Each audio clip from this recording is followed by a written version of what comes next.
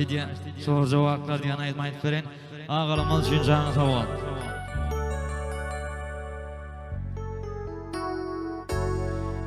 Tekir gününe şükredin adam mavi dengede künne atılışları yazılmazlara dinle kanat takanla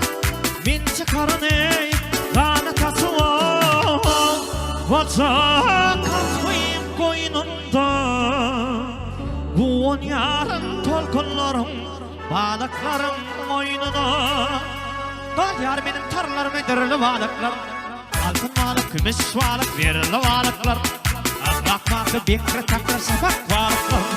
yer çıkarılı yakıp kılla sabak balıklar açık önü sabak sazı balıklar lennettirir serafinin sorsa balıklar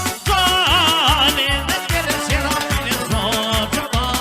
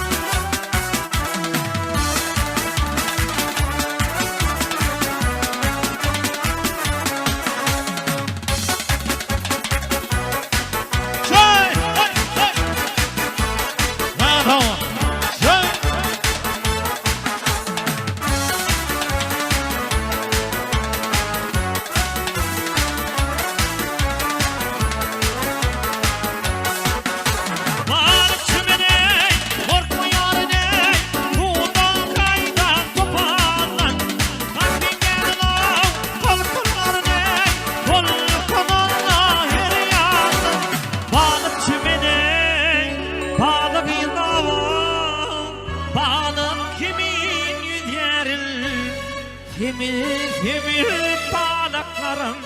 Düdüm düdüm düdüyerin Tam yar benim torunlarım ödürlü balıklar